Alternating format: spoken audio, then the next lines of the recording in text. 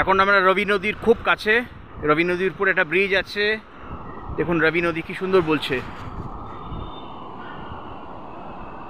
কি সুন্দর বইছে। এসে নেচার, গিফট অফ নেচার বলছে। এখানে কাছে যাবেন না নদীর কাছে, যদি ড্যাম থেকে জল প্রচণ্ড জোরে ছেড়ে দেওয়া হয় একদম ভাসিয়ে নিয়ে চলে যাবে, খুব সাবধান। আমার তো কাছে যেতে ইচ্ছে করছিল ভীষণভাবে।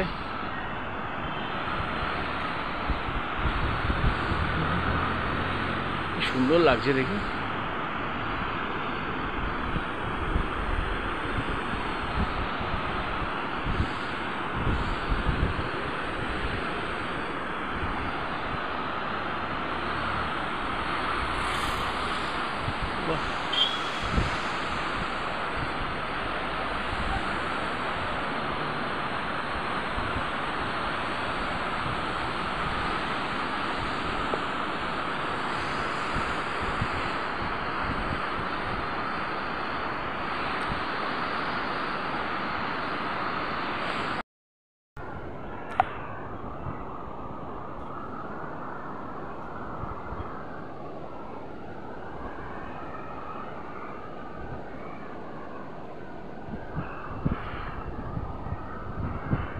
রবি নদী পাঞ্জাব চলে যাচ্ছে পরে।